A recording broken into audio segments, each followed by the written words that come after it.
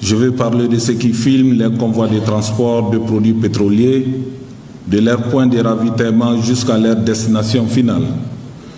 Si l'intention de certains est d'informer le peuple, d'autres le font pour objectif d'informer l'ennemi.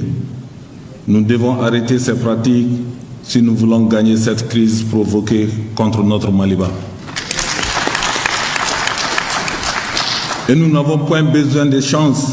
Oui, j'ai dit que nous n'avons point besoin de chance ou d'un miracle pour gagner plus d'une décennie de lutte contre le terrorisme, mais plutôt du courage, rien que du courage, afin de ne pas trahir la mémoire de nos victimes et compromettre l'avenir de la génération future.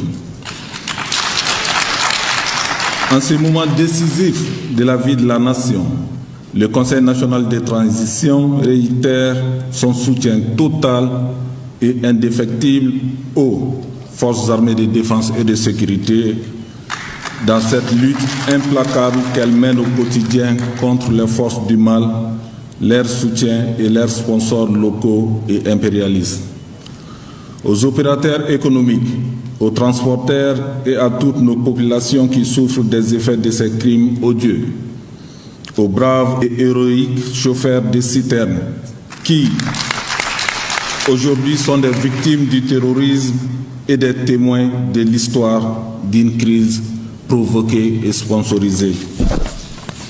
Le Conseil national de transition salue aussi le patriotisme de ceux qui ont décidé d'aller à la résistance et à la résilience patriotique afin que notre Maliba puisse continuer d'exister pour notre souveraineté, notre unité, notre honneur et notre prospérité.